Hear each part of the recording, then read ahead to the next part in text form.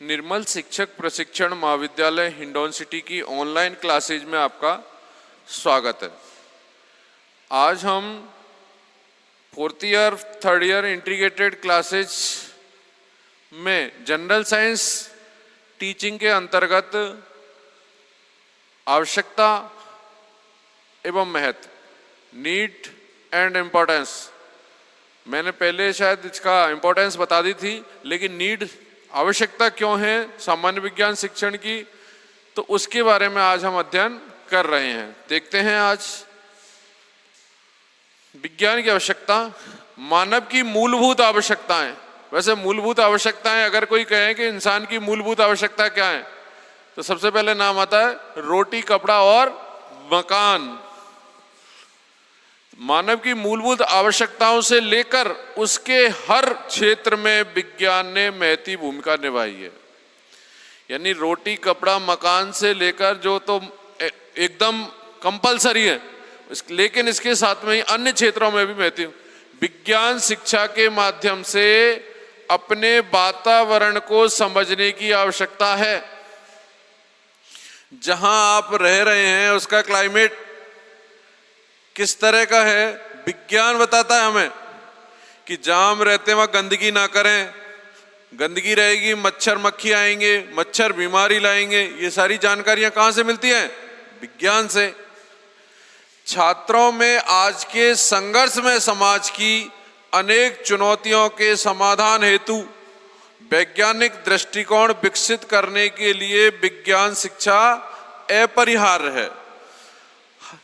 विज्ञान logical subject है, यानी बिना तर्क के, बिना उसको तथ्यों के मन को एक्सेप्ट नहीं होता है। विज्ञान का प्राकृतिक तथ्यों की जानकारी के रूप में कुछ शताब्दियों पूर्व ही उद्भव हुआ है। विज्ञान को ज्यादा पुराना इतिहास नहीं है विज्ञान का, और आज वह ज्ञान के एक स्वतंत्र और पूर्ण अनुशासन के रूप में विकसित हो गया है। लेकिन उसकी इंपॉर्टेंस इतनी हो गई है कि आज वह स्वतंत्र एक विज्ञान के रूप में अपनी एक पहचान बना दी। कारण इसके पीछे क्या है? क्योंकि विज्ञान ने वो सारे कार्य ऐसे किए हैं जो इंसान को ऐसा महसूस कराते हैं कि इनको तो पढ़ना, इनको तो समझना बहुत हमारे लिए जरूरी है, इनके बिना तो ज्ञान है ही नहीं हमारे अंदर, हम तो इतने दिनों से मूर्ख बने हुए थे। विज्ञान हमें हमारी सोच को वैज्ञानिक बनाता है।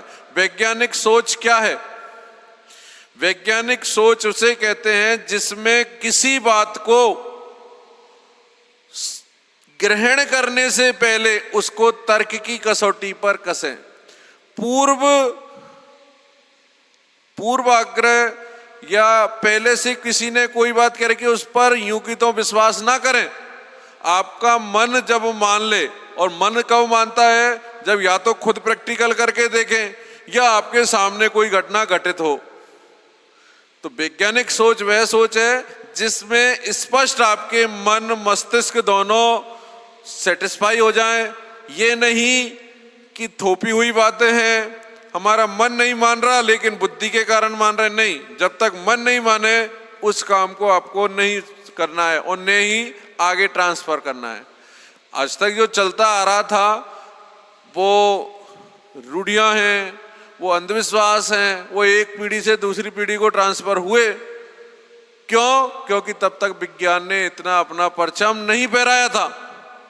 अब विज्ञान का परचम इतना फैल गया है कि जिस घर में वैज्ञानिक सोच नहीं है उसको आउटडेटेड घर कहलाता है। वो जिस घर में कंप्यूटर की जानकारी नहीं है वो घर बेकार है। जिस घर के लोग मोबाइल एंड्रॉयड चलाना नहीं जानते वो घर स्टेटस है ही नहीं, उसका कोई समाज में अस्तित्व ही नहीं है। क्योंकि आज चाहे आप गरीब हैं, आपके घर पे राशन का मैसेज भी मोबाइल पे आएगा। आपके बैंक में अगर गवर्नमेंट पैसा डाल रही है गरीबी में तो वो भी मोबाइल पे आएगी। तो उसको ऑपरेट करना,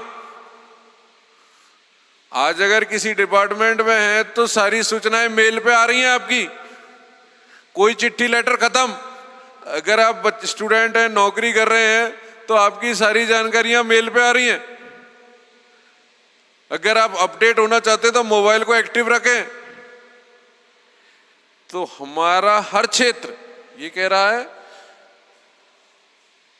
मूलभूत आवश्यकताओं को लेकर उसके हर क्षेत्र में विज्ञान की दखल है। विज्ञान ने ऐसा कोई क्षेत्र नहीं छोड़ा जहां उसकी इंपॉर्टेंस नहीं सिद्ध की हो। भाई आप ये तो मानोगे, घर में आप घर से ही चलें, घर में सबसे पहले आती है रसोई महिलाओं के लिए। कितने इंस्ट्रूमेंट ऐसे आ गए जिनके बिना रसोई के कार्य नहीं होते। गैस काय का वो है, विज्ञान का, ठीक है। इसके अलावा मिक्सी, माइक्रोवेव, रॉड, और आपने गीजर लगा रखा पानी का तो गीजर, मोटर जिससे पानी आ रहा है वो, जूसर, एक्स्ट्रा एक्स्ट्रा बहुत सारी ऐसी जो मशीनरी है जो हम जिसके आदी हो गए। ये तो रसोई की रही। अब घर के अंदर आज फिटनेस के लिए कहाँ जाएं? टीवी चलाएं, योगा क्लासेस देखें, मोबाइल चलाएं, योगा क्लास लें, उस पर रेगुलरिटी बनाएं। कोरोना काल है, कहाँ पढ़ने जाएं? ऑनलाइन कोर्स लें, घर बैठ के पढ़ लें। कहने का तात्पर्य है, चाहे बच्चे हैं, बड़े हैं, बूढ़े हैं, हर व्यक्ति के लिए विज्ञान की आवश्यकता महसूस हो रही है।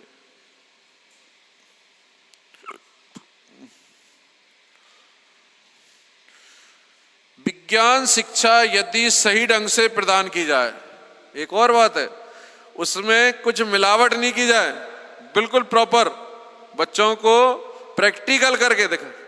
आज हालत क्या है बताओ?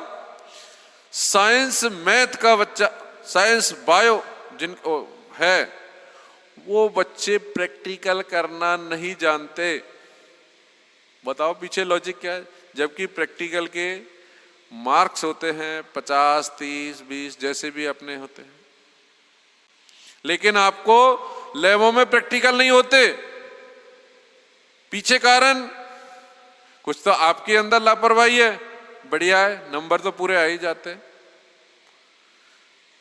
ये यही कह रहा है, विज्ञान शिक्षा यदि सही ढंग से प्रदान की जाए, अगर प्रॉपर ढंग से आपने प्रैक्टिकल किए होते तो आप हर बात को बिल्कुल तर्क की कसौटी पे कस के ही कहते। आपको कभी भी इन फ्यूचर अगर आपने साइंस बायो ढंग से पढ़ी होती तो आपको कैसी भी बॉडी का स्ट्रक्चर हो, उसके अंदर क्या है, कैसे काम करती है बॉडी, हर चीज का कहाँ पे है उसकी जानकारी होती। लेकिन अभी आपने डिसेक्शन किया ही नहीं, आपने तो सारी चीजें कागजों में ऐसे ही बना के कॉपी करके रख दी हैं। तो वह छात्रों के जीवन के प्रति एक विशेष प्रकार के दृष्टिकोण, कार्य करने की अनूठी शैली और चिंतन पद्धति का विकास कर सकती है। अगर आप विज्ञान को सही ढंग से अपने बच्चों को देता है टीचर, और छात्र भी उस वैज्ञानिक दृष्टिकोण को मनोयोग से ग्रहण करता है, तो उसकी शैली बदल जाती, उसका चिंतन सोच बदल जाती है। वो हर चीज को प्रैक्टिकल वे में लेता है, थ्योरेटिकल में नहीं, कागजों में नहीं, हवाई पुल नहीं बनाता, वो बिल्कुल उस चीज को परफेक्शन में लेके चलता है। तो सामान्य विज्ञान शिक्षण हमारे लिए महत्वपूर्ण है। अब इसमें आते हैं कई सारे स्टेज, जैसे प्राइमरी स्तर पर, उच्च प्राथमिक स्तर पर, माध्यमिक स्तर पर, और बुजुर्गों के लिए तक भी विज्ञान शिक्षा की आवश्यकता है। प्राथमिक स्तर एक छोटी क्लासेज है, आवश्यकता बचपन से ही है विज्ञान की। छोटे स्तर पर आप विज्ञान का ऐसा कौन सा कोर्स कराएंगे, कौन सी किताब पढ़ाएंगे जिसमें बच्चे को लाभ होगा? छोटे स्तर पर हम प्राथमिक स्तर पर बच्चे को बताएंगे बीमारी कैसे फैलती है, स्वस्थ रहने के लिए क्या रखना चाहिए, क्या खान पान खाना चाहिए, अपने से अपनी दिनचर्या कैसे करनी चाहिए, योग प्राणायाम का क्या इंपॉर्टेंस है। ये सारी चीजें हमें विज्ञान में बतानी होंगी छात्र को, क्योंकि छोटी क्लास में बच्चे को दैनिक जीवन में उनको कई सारी समस्याएं आती हैं। वह प्रकृति और सामाजिक दोनों ही घटनाओं को देखते हैं और उनका कारण और प्रभाव जानना चाहते हैं। छोटे बच्चों के पास ज्यादा प्रश्न रहते हैं, ये ऐसा क्यों हुआ, इसके करने से क्या होगा। तो इनको बिल्कुल प्रैक्टिकल वे में अगर छात्रों को आप पढ़ाएंगे तो वो जो ज्ञान बचपन में उसको मिल जाएगा संस्कारों के साथ में, तो वो ताजिंदगी सही प्रॉपर चलेगा। सामान्य विज्ञान में जिस साधारण ज्ञान को बच्चे अपने दिन प्रतिदिन के जीवन में आवश्यकता हो वही ज्ञान उन्हें दिया जाना चाहिए। जैसे क्या चीज नहीं खानी चाहिए, मतलब नुकसानदेह चीजें क्या हैं उनको आप बताएं। अशुद्ध पानी पीने से कैसे रोग हो जाते हैं, तो शुद्ध पानी की इंपॉर्टेंस पता चलेगा उसको। दैनिक जीवन में काम वाली वस्तुओं को अपने आप कैसे बनाएं। बहुत सारी चीजें SUPW का एक वो रहता है, उसके अंतर्गत भी बनाई जाती हैं। बहुत सारी चीजें बच्चे खुद भी बना सकते हैं, सेल्फ मेड। पौधों को हानिकारक कीड़ों से कैसे बचाएं। मौसम जिसके उनका दैनिक जीवन प्रभावित होता है, पृथ्वी जिस पर वह रहता है, शरीर जिसको उसे देखभाल करनी चाहिए, आकाशीय पिंड जिन्हें वह रात में देखता है, हवा जिसमें वह सांस लेता है, उसके चारों ओर एक पेड़ पौधे और जानवर इत्यादि। इसी प्रकार की बहुत सी दैनिक जीवन में काम आने वाली बातों को सामान्य विज्ञान के अंतर्गत हम बच्चों को उसकी आवश्यकता महसूस होती है। भाई आज आप बच्चा बाहर मैदान में ऊपर देख रहा है तो अंतरिक्ष के बारे में पूछेगा, रात में सो रहा उल्का पिंड कैसे टूट रहा है, तारे कैसे टूटे। तो चाहे वो ऊपर आसमान की पूछे, चाहे पृथ्वी पर रहता है वो पृथ्वी के बारे में पूछता है, कैसे जमीन में पौधे उगते हैं, पौधों में कीड़े लग जाए। ऐसे ये सारी जो उसकी जिज्ञासाएं हैं उनको ही बच्चे को उनका उत्तर भी दें और उनके बारे में डिटेल से पढ़ाएं। नंबर 2 दूसरी स्टेज आती है उच्च प्राथमिक स्तर। थोड़ा बच्चे में मैच्योरिटी आती है, थोड़ी सी, ज्यादा नहीं, मैच्योर तो नहीं हुआ है लेकिन थोड़ा सा, इससे एज ग्रुप बड़ा होता है।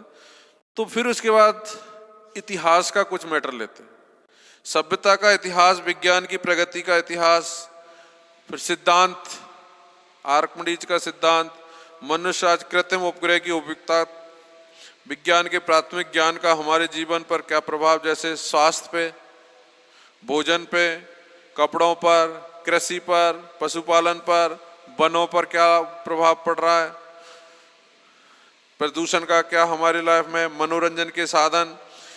उच्च प्राथमिक विद्यालय में प्रारंभिक विज्ञान का अध्ययन कराते समय हम बालकों की भावनाओं और मानसिक प्रवृत्तियों का भी ध्यान रखते हैं। बालकों में वैज्ञानिक दृष्टिकोण, अब सोच को है दृष्टिकोण, आदर्श व नैतिक गुण, सराहनीय आदतों का निर्माण, आत्मविश्वास, बौद्धिक विकास तथा संतोषजनक अनुभव उत्पन्न हो सके। इस प्रकार स्पष्ट होता है कि प्राथमिक और उच्च प्राथमिक स्तर पर बालक को भूगर्भ, जमीन में से क्या निकलता है, खनिज व शक्तियों की जानकारी, स्वास्थ्य एवं संतुलित भोजन की जानकारी, पाचन अंग व शरीर के विभिन्न आंतरिक अंगों की जानकारी। भाई इतनी तो जानकारी होनी चाहिए आपके अंदर, जो पाचन तंत्र किस तरह से चलता है, खाना कैसे पचता है, इन सब का आपको उच्च प्राथमिक स्तर पर सिलेबस में जुड़ जाता है। शरीर के विभिन्न आंतरिक अंग, जंतु व वनस्पति जगत, वैज्ञानिक तकनीकी आदि की जानकारी देनी भी आवश्यक है। 6 से 14 वर्ष की आयु के वर्ग में विद्यालय में प्रवेश लेता है बालक, तो प्राथमिक व उच्च प्राथमिक स्तर पर सामान्य विज्ञान को अनिवार्य विषय के रूप में ही वह उससे समस्याओं का हल हो जाता है। अतः प्राथमिक एवं उच्च प्राथमिक स्तर पर सामान्य विज्ञान विषय का एक महत्वपूर्ण स्थान है। बालकों को अपने पर्यावरण को समझने, काय को पर्यावरण को समझने एवं दैनिक जीवन की व्यावहारिक जटिल समस्याओं के समाधान के लिए सामान्य विज्ञान की आवश्यकता है। भाई दैनिक जीवन में जो आपको समस्याएं क्रिएट होती हैं, चाहे वो खान पान की है, चाहे वो कन्वेंस की है, जाने आने की, ये सब समस्याओं का निदान होगा आपका सामान्य विज्ञान शिक्षण से। आप पैदल जाना नहीं चाहते, लेकिन जब पता चले कि भाई रोग आते ही इससे है कि आप पैदल चलते ही नहीं हो, तो आपको ऑटोमेटिक पैदल चलने का महत्व समझ में आ जाएगा। अब है माध्यमिक शिक्षा, माध्यमिक स्तर पर विज्ञान शिक्षण की आवश्यकता। माध्यमिक स्तर पर विद्यार्थी 15 से 16 वर्ष की आयु का होता है। विद्यार्थी में मनोवैज्ञानिक दृष्टिकोण व तर्क शक्ति का विकास तीव्र गति से हो जाता है। इसमें समूह में प्रवृत्ति का विकास, भावुकता का विकास, शारीरिक विकास, विशिष्ट रुचियों का, स्मृति का, व्याख्या का, सामाजिक समायोजकता का, व्यावसायिक अभिरुचि का आदि सब विकसित हो जाती है। यानी 15 से 16 में आदमी पूरी तरह से बालक सोचने लग जाता है, अपने व्यवसाय की भी सोचता है, समाज के साथ एडजस्टमेंट की भी, और बालक की मानसिकता को भी प्रभावित रहती है। अतः स्पीयरमैन हैं एक लेखक, उन्होंने कहा है कि 14 या 16 वर्ष के बालक को की बुद्धि का पूर्ण विकास हो जाता है। यानी 14 से 16 वर्ष में ही बुद्धि का पूर्ण विकास हो जाता है, उन्होंने तो ये भी मान लिया है। यानी माध्यमिक स्तर पर आते आते बालक में समझ आ जाती है कि वह क्या सीख रहा है और वह उसके लाइफ में कैसे उपयोगी है। माध्यमिक स्तर पर सामान्य विज्ञान के अंतर्गत ऐसी शिक्षा की व्यवस्था होती है जिसमें किशोर विद्यार्थी की संपूर्ण प्रवृत्तियों समुचित रूप से विकसित होकर उसका सर्वांगीण विकास, यानी उसके सर्वांगीण विकास के लिए उसको प्रेरित करती है। सर्वांगीण विकास कैसे होगा बालक का? उसके लिए बालक को यह सोचना होगा कि उसको किस तरह से अपनी लाइफ स्टाइल विज्ञान लाइफ स्टाइल बदल देता है।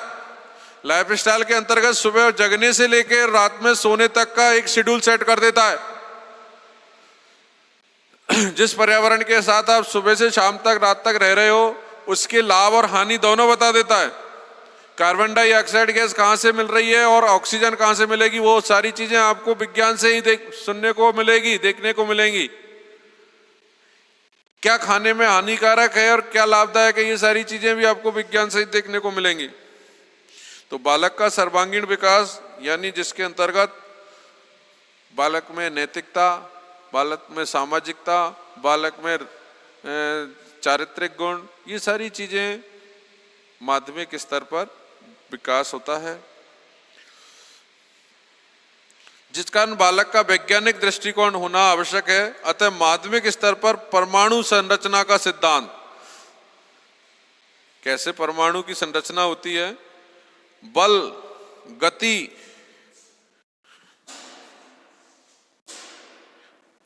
बल, गति आदि का भी ज्ञान दिया जाता है। ऊर्जा, शक्ति, ऊष्मा, भौतिक व रासायनिक परिवर्तन, पर्यावरण प्रदूषण, आनुवंशिकता, जनसंख्या व जनचेतना, विद्युत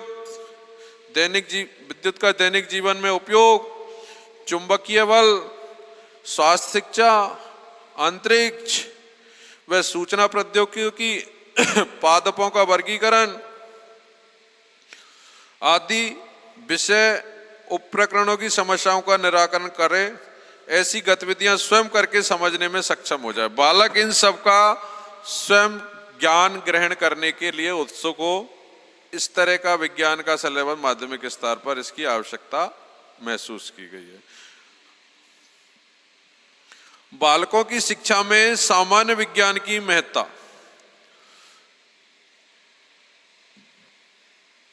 एक विद्वान कहते हैं कि विज्ञान ने संसार में बहुत परिवर्तन कर डाला है। तो विज्ञान की सहायता से मानव ने समय और दूरी पर पूर्ण विजय प्राप्त कर ली। समय और दूरी कैसे प्राप्त कर ली बताओ?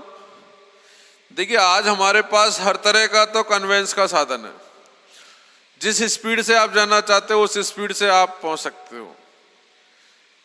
यातायात का भी है और दूर संचार का भी है। आपके पास मोबाइल फोन है, आपके पास हॉटलाइन है, सीधी वार्ता बिना किसी रुकावट के। आप विदेशों में भी बात यहां से सीधे कर सकते हो मोबाइल के माध्यम से। चार्ज थोड़ा बहुत ज्यादा हो सकता है, बाकी बात करने में कोई परेशानी। किसकी देन है ये सब? विज्ञान की।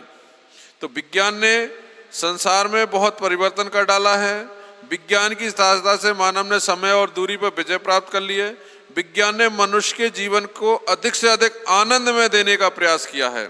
अंधों को देखने के लिए आंखें दी हैं और मनुष्य को पक्षियों के समान आकाश में उड़ने की शक्ति दी है। इसके अलावा और भी बहुत सारी चीजें जो हैं मनुष्य ने। इसके बाद आज विज्ञान ने जहां हमें इतना कुछ दिया है, यानी चाहे हम आवागमन के साधन से लेकर और जीने के लिए कुछ भी चीजें हैं, वो सारी चीजें वैज्ञानिक हमें विज्ञान ने ही दी है। इसके साथ में ही छात्रों के लिए इसका महत्व, उस छात्रों के मन और मस्तिष्क में अंधविश्वास की जगह को खत्म करना। आज कोई भी बालक है, अगर वह विज्ञान पढ़ रहा है, विज्ञान का महत्व मैं बता रहा हूँ, विज्ञान की इंपॉर्टेंस ही यही है। आवश्यकता के साथ में जो महत्व वाला लगा हुआ है, उसको थोड़ा सा उसके बारे में जानकारी मैं आपको दे दूं। तो महत्व की इंपॉर्टेंस ये है, महत्व से तात्पर्य ये है कि छात्र जो हैं वो उस अंधविश्वासों से दूर रहें और कोई भी कार्य है, कोई भी विचार है, उसको पहले आत्ममंथन करें। नंबर 2, छात्र में तथ्यात्मक चिंतन पद्धति विकसित करने हेतु। तथ्य का मतलब होता है कि उसको प्रैक्टिकली वे में, व्यावहारिक तौर पर उसका ज्ञान लें कि वह आपके जीवन में उपयोगी है या नहीं, उसको ग्रहण करें या नहीं। नंबर 3, छात्रों में सार्वभौमिक दृष्टिकोण विकसित करने हेतु इस तरह की सोच डेवलप करें। विज्ञान की सोच यह रहती है कि कहीं भी आप जाएंगे तो उसके विज्ञान की जो सोच है वो हर जगह एक जैसी मिलेगी। कहीं कोई जाति, धर्म, भाषा, इसका कहीं कोई इस पे प्रभाव नहीं पड़ता। विदेशों तक में विज्ञान के रिजल्ट सेम मिलते हैं। छात्रों में सामाजिक प्रगति की तैयारी हेतु विज्ञान हमें पर्यावरण के साथ समायोजन कराती है। अब पर्यावरण के साथ समायोजन जब हम करने लग जाएंगे तो हम ऑटोमेटिक सामाजिक हो जाएंगे। विज्ञान ने मनुष्य के पर्यावरण को बदलने में बड़ा महत्वपूर्ण योगदान दिया है। आज हम ये जानकारी कर लेते हैं कि पेड़ों से ही जीवन है, पेड़ हमें ऑक्सीजन देते हैं और पेड़ से ही बारिश होती है। तो आज हम अधिक से अधिक पेड़ों को लगाने के लिए, चाहे वो सरकार मुहिम चलाए और आज इंसान के पास भी घरों के आगे वो पेड़ लगाकर रहते हैं। छात्रों को वैज्ञानिक प्रशिक्षण प्रदान करने हेतु भी सामान्य विज्ञान का महत्व है। विज्ञान का विकास गुणात्मक तरीके से हो रहा है। गुणात्मक का मतलब जानते हो आप? एक तो होता है क्वांटिटी, एक होता है क्वालिटी। क्वालिटी को गुणात्मक कहते हैं, यानी विज्ञान हमें लाभदायक है, लाभ पहुंचाती है, क्वालिटी देती है। विज्ञान के द्वारा लिया हुआ ज्ञान क्वालिटी वाला होगा। ऐसा नहीं कि कभी भी फेल हो जाए, वो कभी भी आप उठा के देखो, क्योंकि वह तर्क की कसौटी पर खरा उतरता है। छात्रों में प्रजातांत्रिक नागरिकता की तैयारी हेतु व्यक्ति अफवाहों और वास्तविकता के बीच में विवेकपूर्ण अंतर कर तथ्यों पर आधारित निष्कर्ष पर पहुंच जाता है और साथ में विज्ञान का ऐतिहासिक अध्ययन इंगित करता है। कहने का तात्पर्य यह है कि विज्ञान का ज्ञान प्राप्त करने के बाद जनतंत्रात्मक प्रवृत्ति विकसित होती है, उसमें किसी तरह का कोई भेदभाव नहीं होता। मनुष्य बालक के लिए यह छूट होती है कि वह किसी भी जाति का है, किसी भी धर्म का है, वो उसकी रिसर्च कर रहा है, किसी बात को मान रहा है, तो उसकी वो हर फैसिलिटी प्रोवाइड की जाती है। छात्रों की कार्य क्षमता में वृद्धि करने हेतु देखिए, कई हमारी जो बुजुर्गों द्वारा हमारी जो रीति रिवाज हैं, हमारी जो संस्कृति है, उससे हमें डेवलपमेंट नहीं हो रहा, कार्य क्षमता सीमित हो जाती है। और आज का समय है फास्ट। बुजुर्गों ने बनाया धीरे धीरे रे मना धीरे सब कुछ होए, और माली सींचे 100 गड़ा रित आए फल होए। विज्ञान इस पर विश्वास नहीं करती। विज्ञान ने जो माली के सींचने वाली सिस्टम है उसको हटा दिया।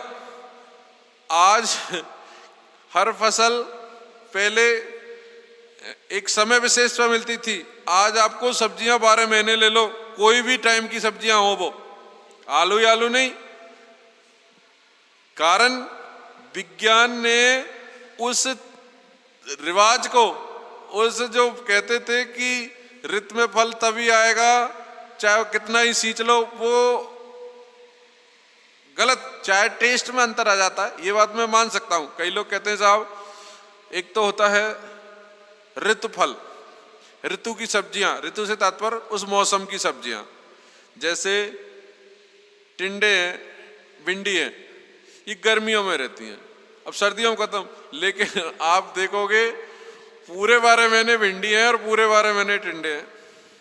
जैसे गोभी है, ये सर्दियों में चलेगी, गर्मियों में खत्म हो जाएगी, लेकिन ये गोभी पूरे 12 महीने की। ये किसने कर दिया है? विज्ञान ने। विज्ञान का यह सोच, उसकी कार्य क्षमता में वृद्धि।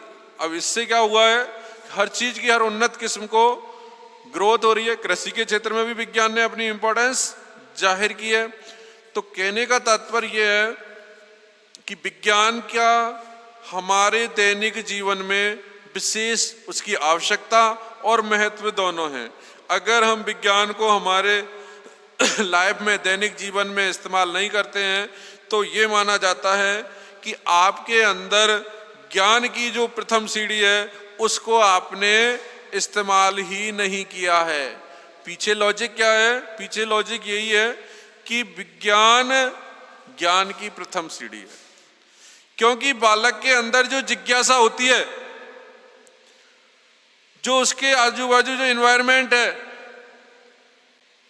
उस एनवायरनमेंट को वह जानना चाहता है, और उसके उत्तर अगर वह सही ढंग से प्राप्त कर लेता है तो उसको वह अपने संस्कारों के साथ में ही बहुत सही दिशा में आगे बढ़ता रहता है। छोटे स्तर पर ही वह अपने आप को अवेयर मीन जागरूक।